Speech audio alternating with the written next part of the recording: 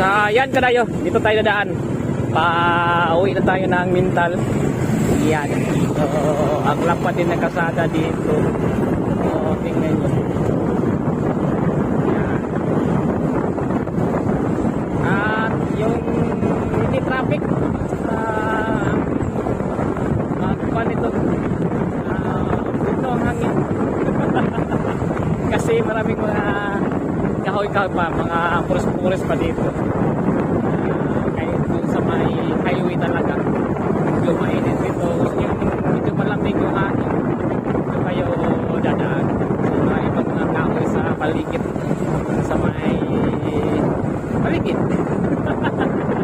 Dahil ka na yun. Ayan, stop kayo na eh. Ito talagang Mintal natin dinaanan kanina. Ikot lang tayo.